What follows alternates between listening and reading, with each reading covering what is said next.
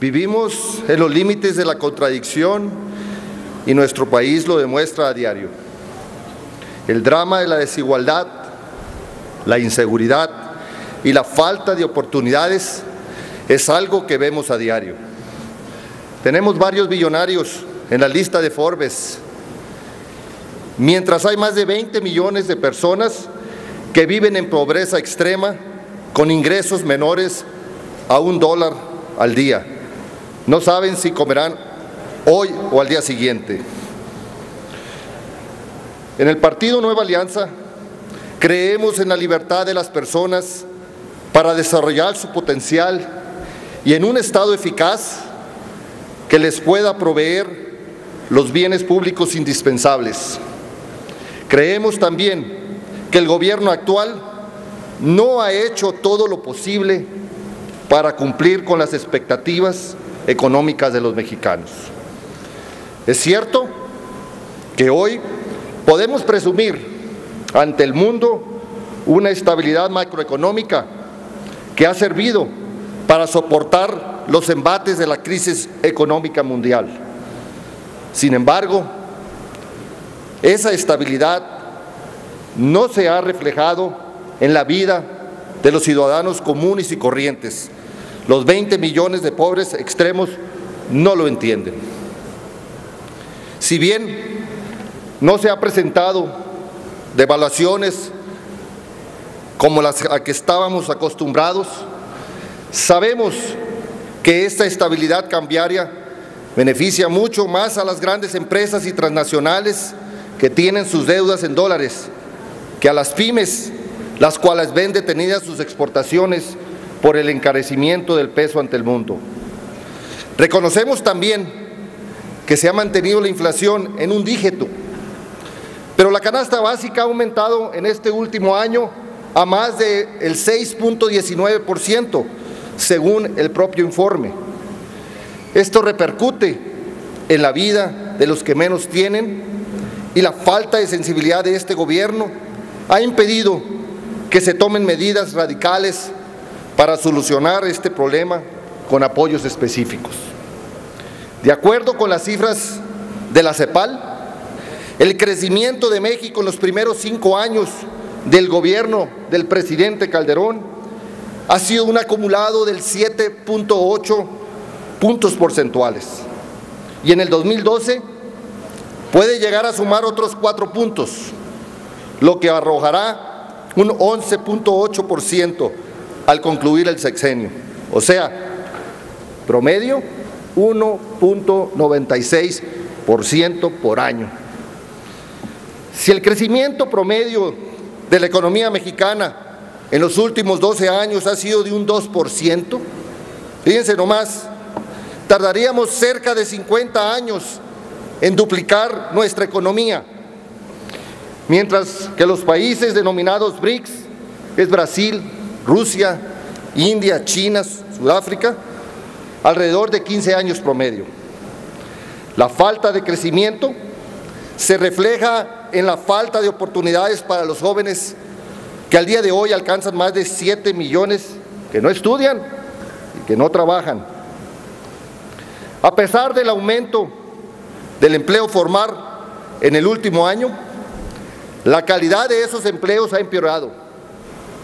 Según los datos del INEGI, la subocupación ha crecido en lo que va del sexenio del 6 al 9% y la ocupación informal ha crecido del 26 al 29%. Cerca de 7 millones de personas perciben un salario mínimo o menos. Poco más de 11 millones que perciben entre 1 y 2 salarios mínimos. Y fíjense, y casi 11 millones de personas reciben entre 2 y 3 salarios mínimos. Es decir, que cerca de 30 millones de mexicanos, el 60% de los ocupados percibe 3 salarios mínimos o menos.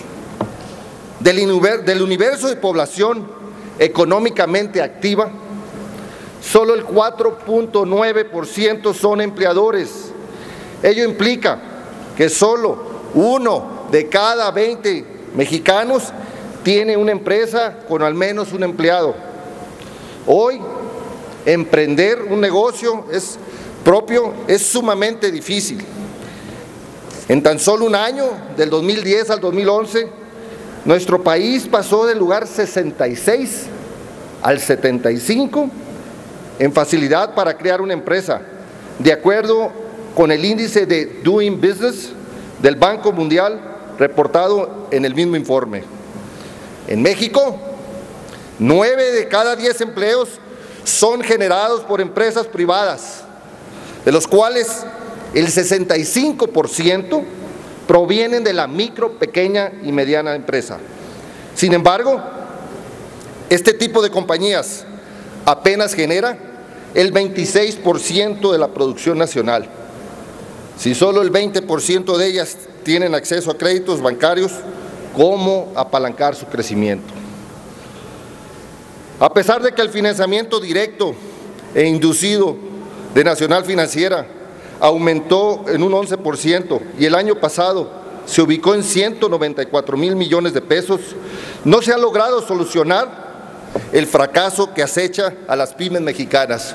8 de cada 10 firmas cierran antes de cumplir 5 años y el 90% antes de cumplir una década.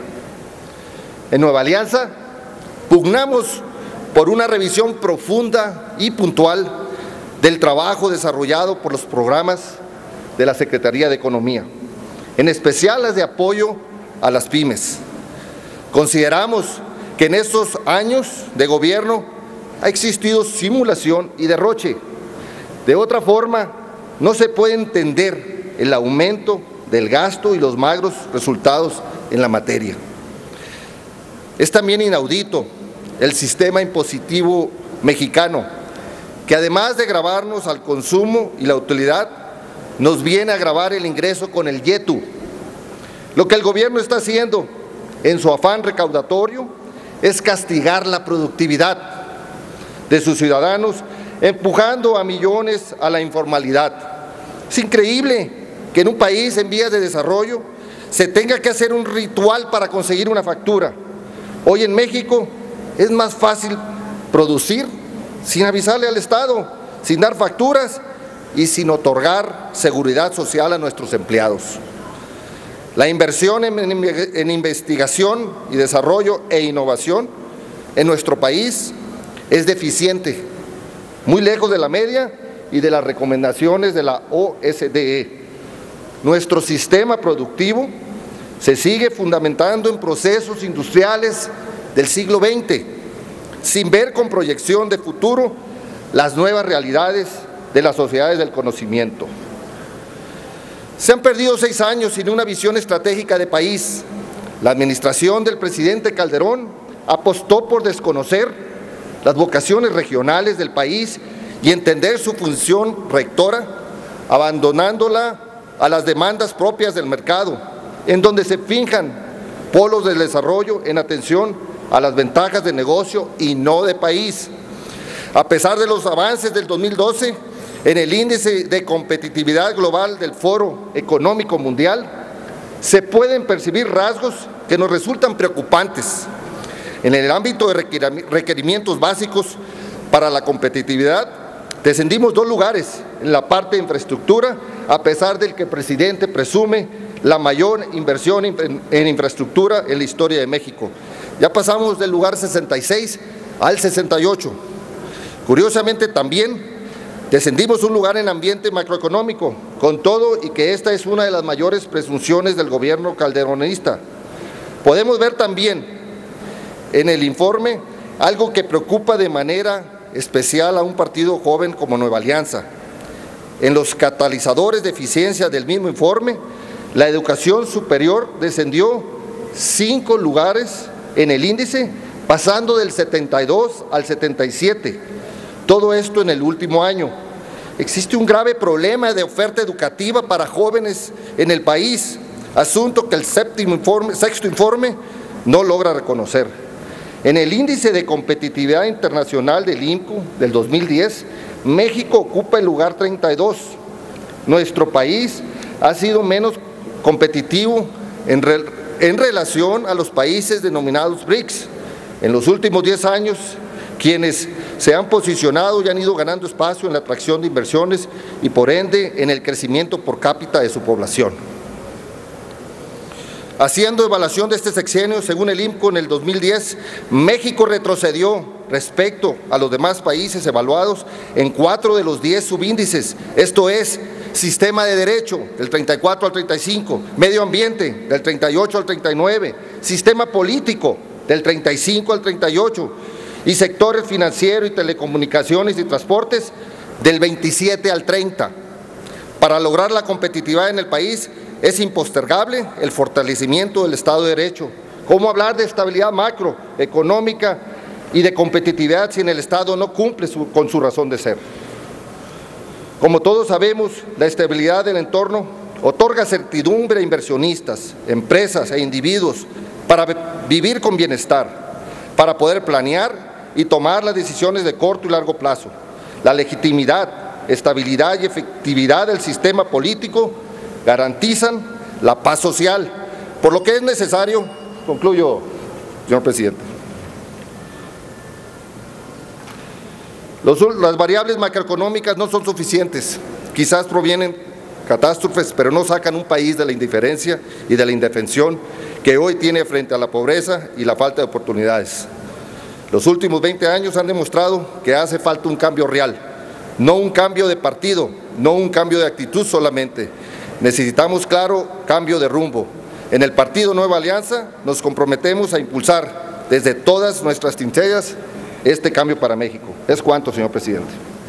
Muchas gracias.